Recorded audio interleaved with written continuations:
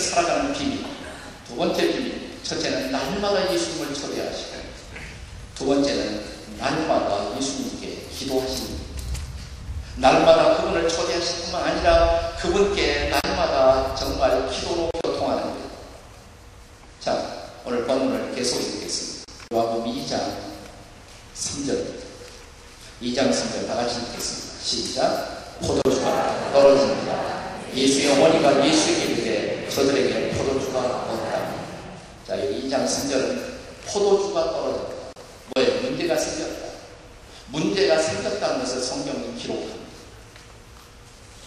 여러분, 문제를 은폐하는 것은 문제의 해결이 아니에요. 문제를 악화시키는 것입니다. 성경은 결코 문제를 숨기지 않습니다. 포도주가 떨어졌다. 이걸 기록하죠. 기록해. 오늘 교회 안에 큰 문제가 뭐냐면, 우리가 성도라는 것을, 크리스찬이라는 것을 지나치게 비상적으로 강조한 나머지, 크리스찬이니까 당연히 하나님 앞에서 하나님과 더불어 동행하는 삶을 살아야 합니다. 따라서 나는 늘 하나님이 기대하는 삶을 사는 모습으로 나타나야 합니다. 이런 강박관념 때문에 자기가 부딪히고 있는 현실의 문제를 드러내기보다 숨기려는 경향이 많아요. 교회 와서도 얘기하지 못해요. 내 아픔을 말하지 못합니다. 내 고통을 말하지 못합니다. 제가 내일 저녁은 오늘 축제 인생, 잔치 인생에 대해서 이런 삶을 사는 중요한 비밀은 고통의 문제를 다룰 줄 알아요. 그래서 내일 밤 문제의 상도를 더 나가서 고통이라는 문제를 진지하게 내일 밤에 생각합니다. 또 실제로 고통받는 이들 위해서 함께 기도합니다. 육체가 아프고 마음이 아프고 인생이 힘든 그런 분들 위해서 내일 밤에 특별히 기도하는 시간을 좀 가지고, 그러나 오늘 중요한 것은 이것입니다. 여러분, 문제를 피해가지 마십시오. 문제를 직면할 줄 알아요. 예수님은 이렇게 말씀하십니다. 그분은 이 땅에 병든 자를 위해서 오셨다고 선언하십니다. 나는 건강한 사람을 위해서 온 것이 아니라 죄인을 부르러 왔다, 이렇게 말씀하십니다. 병든 자에게 라야 의원이 필요하지, 건강한 사람에게는 의원이 필요 없다. 여러분이 의사 앞에 찾아가면 의사에게 제일 먼저 하는 질문이 뭡니까? 어디가 아프세요? 아니, 아무데도 아픈 것이 없어요. 왜 오셨어요? 왜 오셨어요? 여기가 아파요. 제 귀가 아파요. 요즘 소화가 안 돼요. 그래요. 어디 보십시다. 보여야 돼요. 그 아픔을 보여야 돼요. 벗어요. 나를 노출시켜요. 그것이 바로 진리의 시간이에요. 성경은 문제를 결코 회피하지 않아요. 보세요. 포도주가 떨어졌다. 기쁨의 포도주가 떨어졌어. 희망의 포도주가 떨어졌어. 용기의 포도주가 떨어졌어. 비전의 포도주가 떨어졌어. 나 어떻게 살지는 몰라요. 괜찮아요. 그 문제를 가지고 주님 앞에 오세요.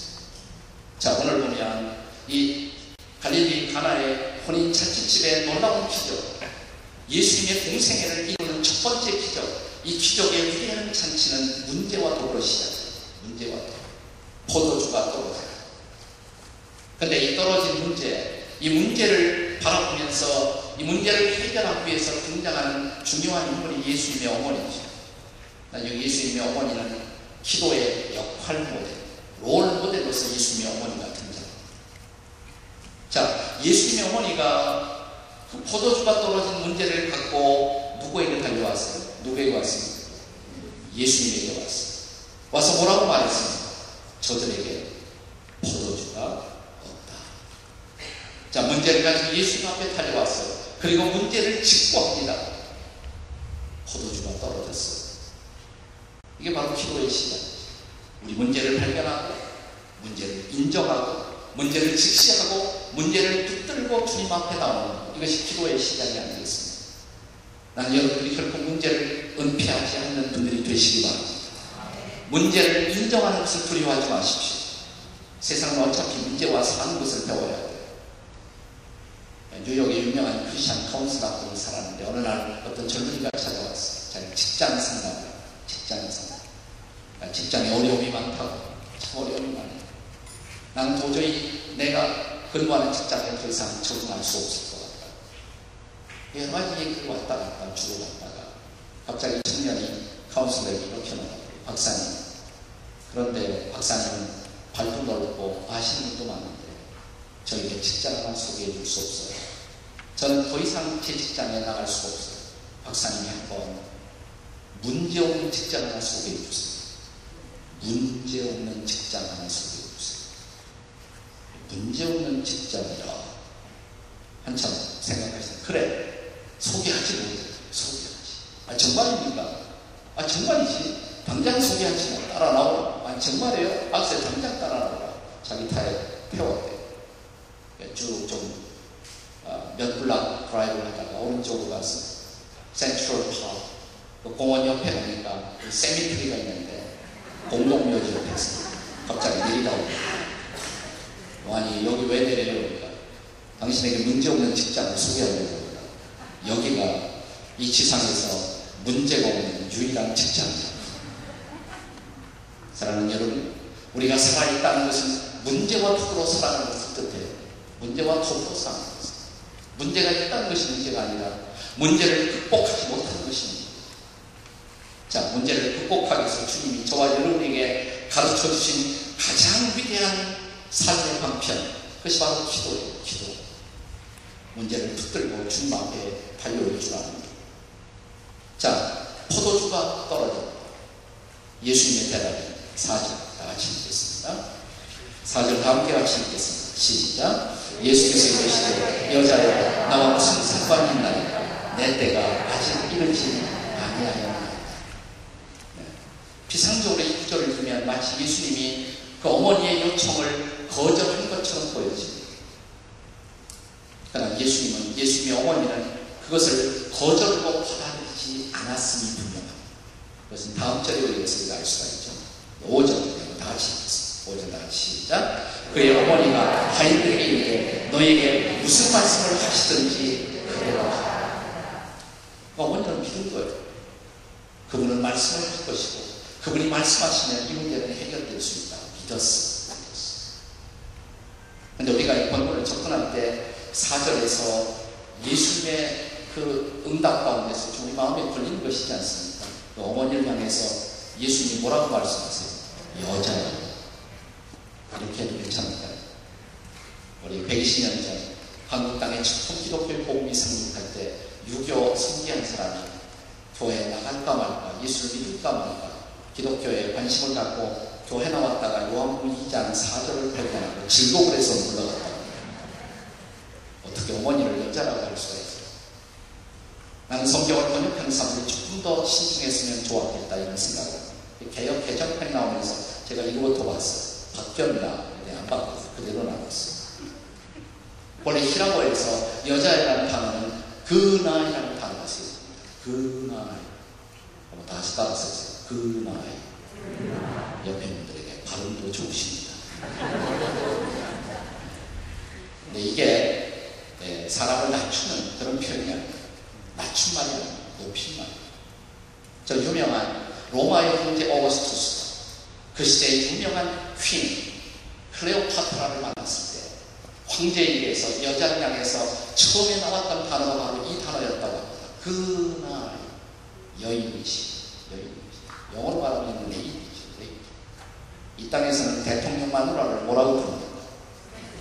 First Lady라고 했잖아요. First Lady. 레이디가 높임말이죠. 불란서식으로 말하면 마담이죠. 마담.